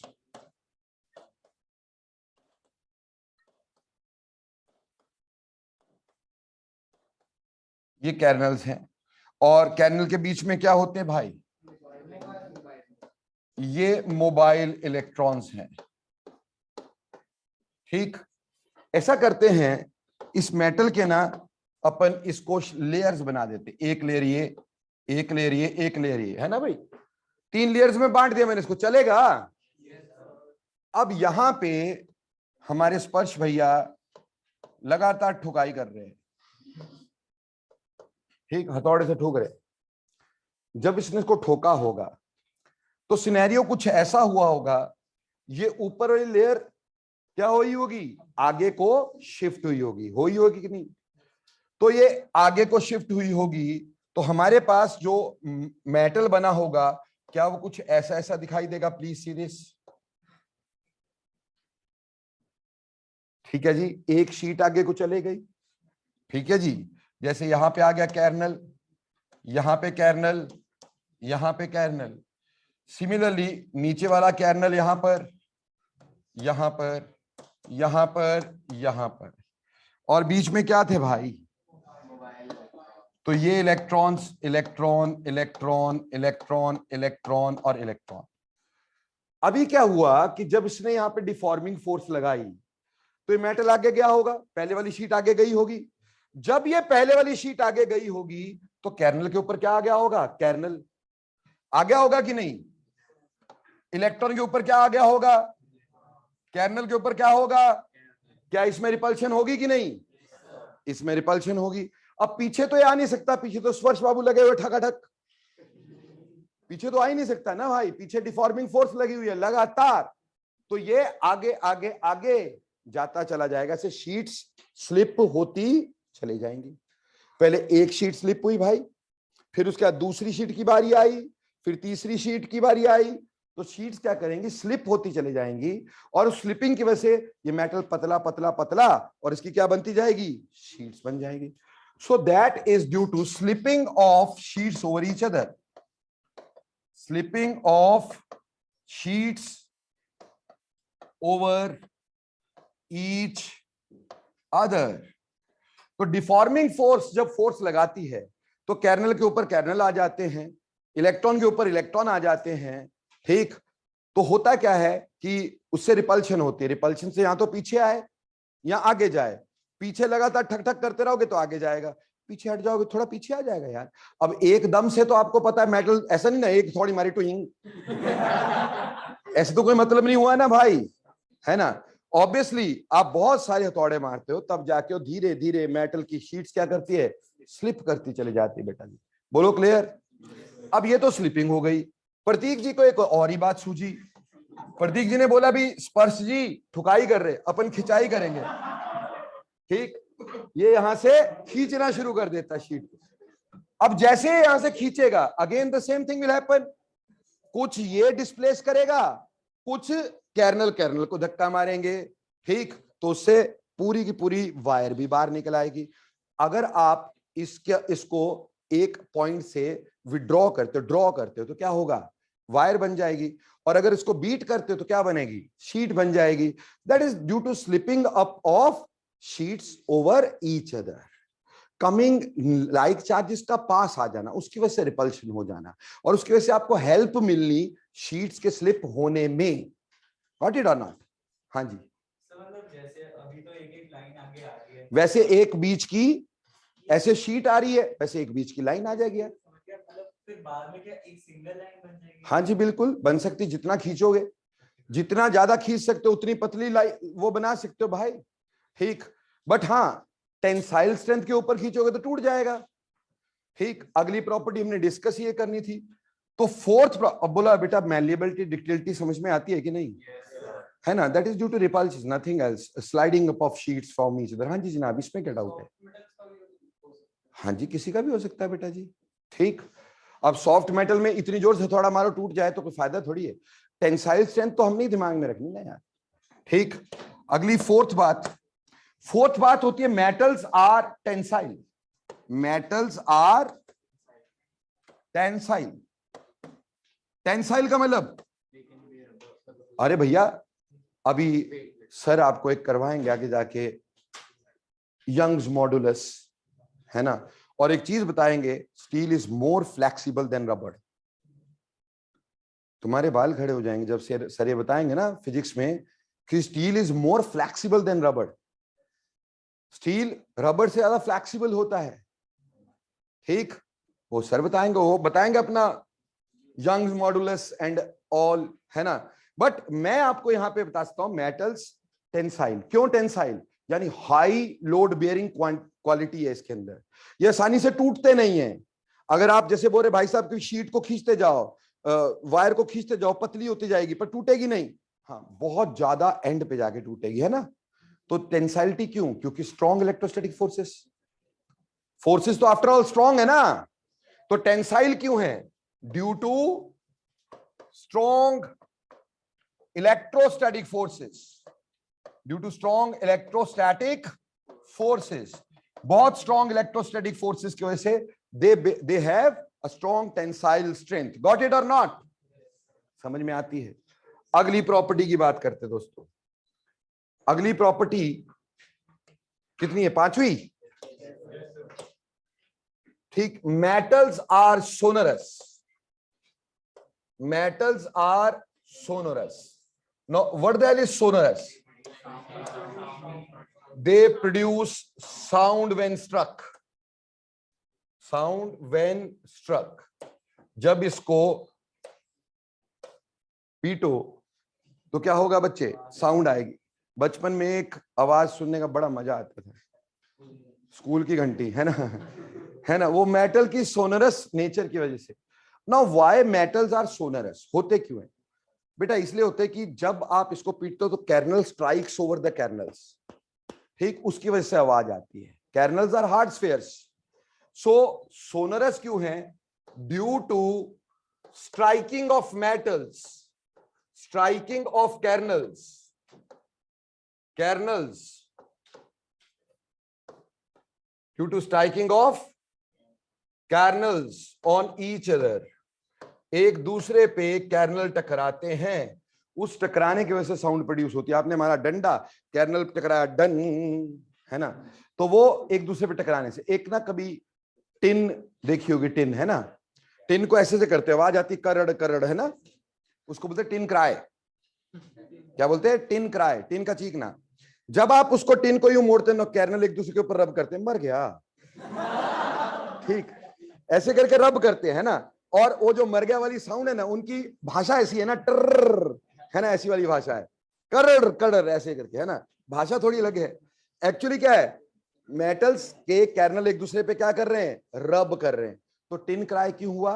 due to rubbing of kernels over each other, because they are hard spheres ना। जो भी चीजें हार्ड होती बेटा, एक दूसरे टकराओगे आवाज तो आएगी ना यार, ठीक। तो they are hard spheres, kernels are considered to be hard spheres, ठीक है। हम एटम को हार्ड स्फीयर मान के चलते हैं, तो कैर्नल तो डेफिनेटली हार्ड स्फीयर है ही है। तो ये जब आपस में स्ट्राइक करेगा, एक दूसरे पे रब करेगा, तो ऑटोमेटिकली इसमें क्या होगा? आवाज तो आएगी आएगी। हाँ जी जनाब।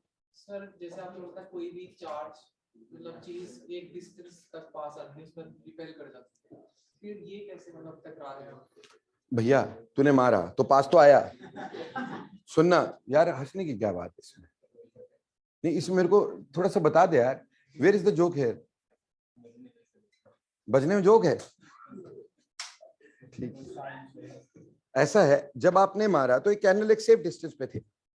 जब आपने इसको स्ट्राइक किया तो दे कम क्लोज, टकरा के फिर वापस सेफ डिस्टेंस पे जाएंगे ना यार, वहीं थोड़ी रह जाएंगे। टकरा भी कैसे रहे हैं? टकरा इन द सेंस, देख बेटा, हम ये बोलते हैं कि अगर आपने एज सच उनको पास लेके जाना है, ठीक है ना, तो ये एक इंपैक्ट डायमीटर होता है जिसको हम बोलते हैं इंपैक्ट डायमीटर, जिससे आगे वो चीज नहीं।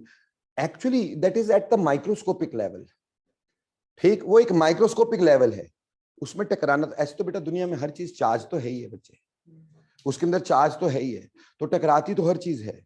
तो इसका मतलब क्या है कि वो उस पर्टिकुलर बाउंड्री तक पहुंच जाती जहां वो एक्चुअली फिजिकली कोलाइड कर रही हैं, but chemically at the microscopic scale it may not be colliding to each other. समझ में आई? एक ऐसे डिस्टेंस तक पहुंचती जहां से आवाज आ जाती है। Clear? So definitely metals are sonorous due to striking of kernels over each other, rubbing of kernels over each other. ठीक। छठी प्रॉपर्टी, छठी प्रॉपर्टी बेटा, छठी प्रॉपर्टी है metals are lustrous. Metals are lustrous. Lustrous मतलब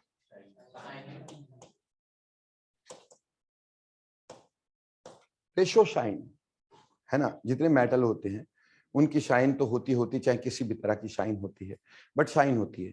नो व्हाई? देखो बेटा, इसमें ना बहुत कंट्रोवर्सी है। बहुत सारे ऑथर ये बोलते हैं कि it is due to delocalization of electrons. बहुत सारे ऑथर ऐसा बोलते हैं कि it is due to delocalization of electrons. जैसे उसके ऊपर व्हाइट लाइट पड़ती है, इलेक्ट्रॉन उस लाइट को एब्जॉर्ब करते हैं और एब्जॉर्ब करके वो मूव करते हैं, डीलोकलाइज करते हैं, एनर्जी लूज करते हैं, तो वो एनर्जी बाहर आती है। ठीक, जो लूज करते हैं उससे शाइन आती है। बट मैं इसको नहीं मानता हूं, क्योंकि जो अच्छी किताबें वो ऐसा नहीं लिखती हैं। क्यों? आप सोचो ऐसा क्यों नहीं हो सकता।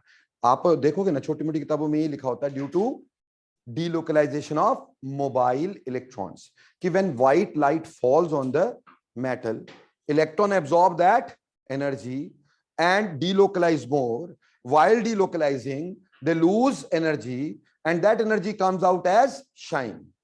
ऐसा आम बुक्स में आप पाओगे। पर बेटे देखो, अगर ऐसा होता तो एक बात बताओ, अंधेरे कमरे में क्या डिलोकलाइजेशन बंद हो जाएगी? और अगर डिलोकलाइजेशन बंद हो जाए, मेटालिक बॉन्ड तो खत्म हो गया, मेटल तो वही मेल्ट कर जाएगा। आपने अंधेरे कमरे में रखा, मेटल मेल्ट। ऐसा होता है क्या? मतलब यह है कि अंधेरे कमरे में भी इलेक्ट्रॉन जो है वो मूव तो कर ही रहे हैं, डिलोकलाइजेशन तो वहां पे भी हो ही रही है। तो अगर डिलोकलाइजेशन की वजह से लश्चर होता तो मेटल अंधेरे कमरे में भी चमकता कि नहीं चमकता? पर ऐसा तो नहीं होता यार। अंधेरे कमरे में आपकी गोल्ड की अंगूठी गुम जाए, ढूंढ के दिखा दो, नहीं चमकेगा जब तक उसके ऊपर लाइट नहीं पड़ेगी। तो फिर क्या रीजन होता होगा? बेटा अच्छी किताबें ये बोलती हैं, जब आप लाइट देते हो तो लाइट जो होती है वो कैर्नल्स पे पड़ती है और कैर्नल अपनी मीन पोजीशन पे ऑसिलेट करने लगते हैं। वही जब हीट करेंगे ज्यादा ऑसिलेट करेंगे, अगर सिंपल लाइट डालेंगे कम ऑसिलेट करेंगे, कुछ एनर्जी वो ऑसिलेट करते हुए लूज करेंगे, और वही हमारे पास क्या आता है? लश्चर आता है। अब कैर्नल तो अंधेरे कमरे में नहीं करेंगे भाई ऑसिलेट, जब उसके ऊपर लाइट पड़ेगी तभी करेंगे ना, और कैर्नल की मूवमेंट तो है नहीं, वो तो रुके ही हुए हैं। इसलिए the reason of lustrous nature is again oscillations of kernels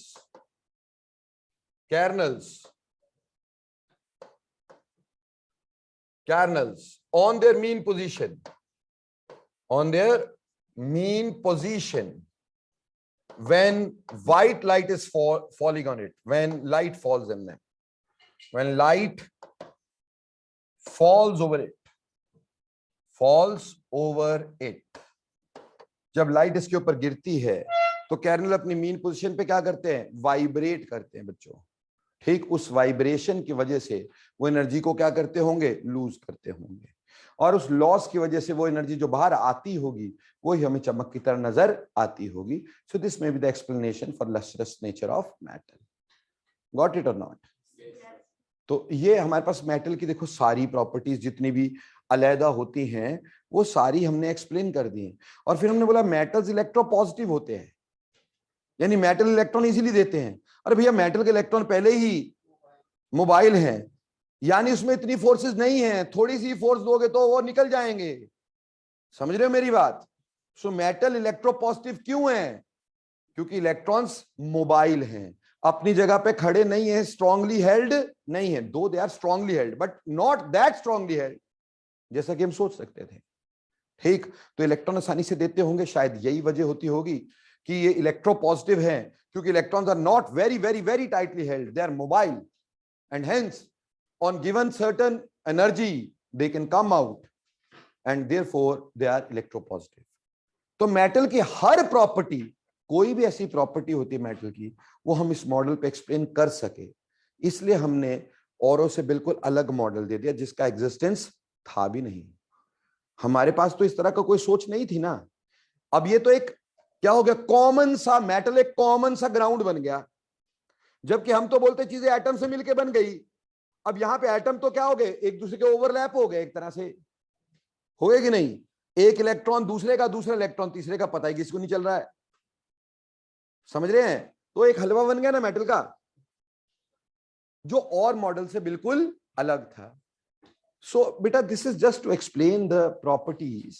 ठीक, सो हमने किसी ना किसी तरह से प्रॉपर्टीज तक पहुंचना था, वो हमने पहुंचने की कोशिश की थ्रू मेटालिक बॉन्ड, ठीक। लेकिन जब बड़ी क्लासेस में जाते हो आपको बहुत सारी चीजें और पढ़ने को मिलती हैं, ठीक। मैं उम्मीद करूंगा तुम ना जाएं बड़ी क्लासेस में। हाँ, I don't want, certainly don't, मैं नहीं चाहता तुम बड़ी क्लासेस में जाएं। मैं चाहता हूं तुम इंजीनियर बने, मैं चाहता हूं तुम डॉक्टर बने, तुम्हें केमिस्ट्री कभी पढ़नी ना पड़े, ठीक। हाँ, कोई ऐसा बच्चा हो जिसको स्पेसिफिकली बहुत प्यार हो केमिस्ट्री से, भी मेरे को करना ही है, उसके लिए ऑल द बेस्ट, ठीक है। सो अदरवाइज, ठीक, अदरवाइज मैं तो ये चाहता हूं कि जितना पढ़ाता हूं उतना तुम पढ़ लो, ये दूसरों से 150 गुना ज्यादा होता है, ठीक, मोर देन सफिशिएंट होता है। उतना ही पढ़ लोगे वो मेरे लिए बहुत बड़ी जीत होती है कि हाँ जी आपने इतना भी पढ़ लिया, ठीक। इतना पढ़ना भी सौखा काम नहीं है, ठीक। चलिए एनी हाउ, तो मेटल का मॉडल हमने कर दिया बच्चा लोग एक्सप्लेन। अब हम बात करेंगे वाई बॉन्डिंग, ये बॉन्डिंग होती क्यों। जी जनाब। सर जब हम मेटल को बीट करते हैं जी। तब लाइट, हाँ जी, जब हम मेटल को बीट करते हैं तभी तो वो ऑसिलेट होता है कैरनल। अरे नहीं मेरे बच्चे, बीट करने से ऑसिलेट कैसे हुआ, बीट करने से टकराया वो, एनर्जी वहीं लूज हो गई यार। एनर्जी कैसे कैसे लूज होती है बेटा, या तो साउंड एनर्जी, या तो लाइट एनर्जी, या हीट एनर्जी। बेटा तूने मेटल को जोर से डंडा मारा, पहले तो मेटल हीट अप हो गया, जहां डंडा मारेगा वहां मेटल हीट अप होगा कि नहीं। दूसरी बात, उससे आवाज आ गई, अगर बहुत एनर्जी देगा तब तो लाइट आएगी ना यार, ठीक। अब बेटा देखो दूसरी बात यह है कि रेगुलर चीजों से हट करके सोचने का ना, ठीक। इलेक्ट्रॉन तो मोबाइल पहले भी थे, जब आप उसको क्या कर रहे हैं, एक्स्ट्रा एनर्जी बाहर से लाइट की तौर पे दे रहे हैं, ठीक है। तो जब आप बोल रहे आपने बीट किया तो बीट किया, तो वो तो टकरा के उसने एनर्जी लूज कर दी, ठीक। तो चमकेंगे क्यों वो, बार बार क्यों एनर्जी देते रहेंगे, ठीक। वो तो ऑसिलेशन जो है वो एक पर्टिकुलर ऑसिलेशन तो चल ही रही है उसके अंदर। देखो बेटा कोई भी चार्ज पार्टिकल अपनी जगह पे बिल्कुल एग्जैक्टली खड़ा नहीं रह सकता यार, स्टैटिक नहीं हो सकता, उसमें कोई मोशन तो रहता ही है, चाहे वो थोड़ा सा वाइब्रेशनली हो, चाहे वो ट्रांसलेशनल, कोई तरह का मोशन तो रहता है उसके अंदर। तो ऐसा नहीं है कि कर्नल अपनी जगह बिल्कुल सुस्त बैठा है, कुछ तो कर ही रहा है। वो है कि उसकी वो चीज थोड़ी एक्सीड करती किसी लेवल से तो एनर्जी रिलीज हो जाती। हाँ जी जनाब।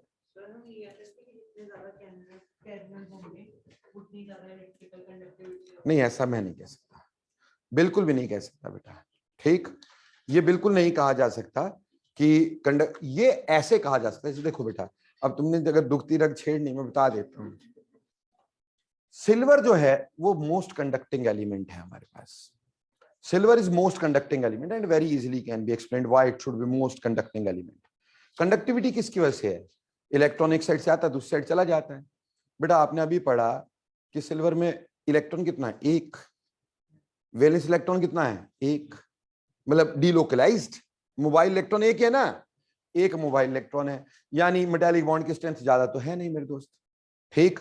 और दूसरी बात यह है, आपने ये भी देखा कॉपर का उसके मुकाबले मेल्टिंग पॉइंट क्या हो जाता है ज्यादा, सिल्वर का अपनी फैमिली में सबसे कम होता है कि नहीं, और मेटालिक बॉन्ड उसमें वीक है, तो उसका इलेक्ट्रॉन जो है वो इजीली क्या हो जाता है, शिफ्ट हो जाता है अपनी जगह से, क्योंकि metallic bond is not very strong, और इसीलिए वो most conducting, one of the most conducting element हो जाता है। इलेक्ट्रॉन इजीली शिफ्ट हो जाएगा तो मोस्ट कंडक्टिंग हो जाएगा इजीली। हाँ जी, ऑब्वियसली बेटा मेटालिक बॉन्ड की strength he melting point of metal बताएगी ना।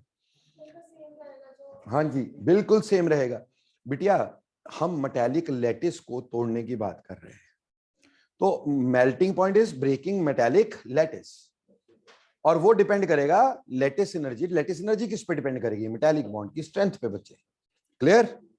हाँ जी जनाब पूछो।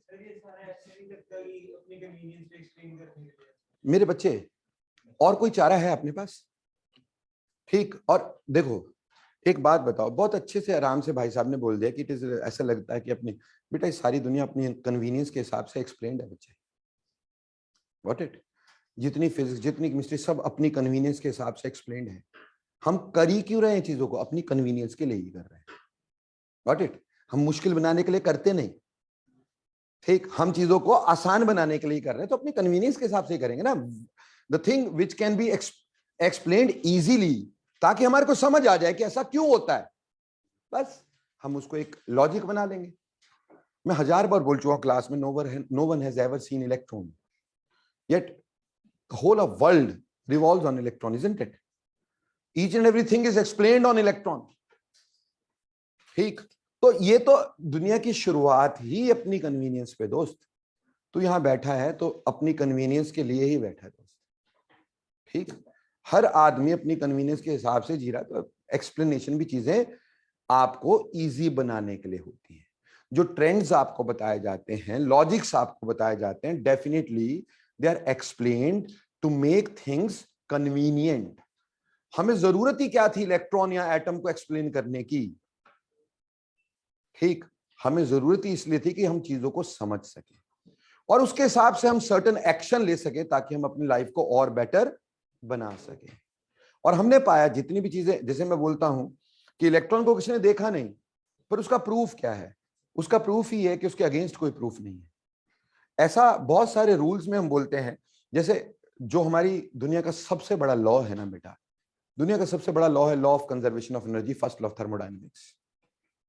ठीक, और इसको बोला ही ये जाता है कि फर्स्ट लॉ ऑफ थर्मोडायनेमिक्स का प्रूफ ये है कि उसके अगेंस्ट कोई प्रूफ नहीं। हम भगवान को कोई लोग मानते, कोई लोग नहीं मानते, जो मानते हैं उसका प्रूफ क्या है? कोई प्रूफ नहीं है हमारे पास उसका। हो सकता है आपका भगवान ने कुछ अच्छा किया हो, मेरे साथ ना किया हो, तो मैं क्या बोलूं कि भगवान नहीं होता, तो मान जाओगे। वो आपने अपनी कन्वीनियंस से एक्सप्लेन किया। आप सोच सकते हो भाई कि कोई ऐसा इंसान भी होगा जो गले में सांप डाल के बैठा होगा? Can you think? बट आप अपने गॉड शिवा को, लॉर्ड शिवा को वैसे मान के चलते हैं। ठीक, due to something, some convenience, some कोई ऐसी चीज होगी जिसकी वजह से ऐसा एक्सप्लेन किया गया है ना। हर चीज की एक्सप्लेनेशन का कोई ना कोई लॉजिक तो रहता ही है। कन्वीनियंस हमेशा बेटा, इसको तो भूल जा। ठीक, क्लियर हो गया? This whole world is fake.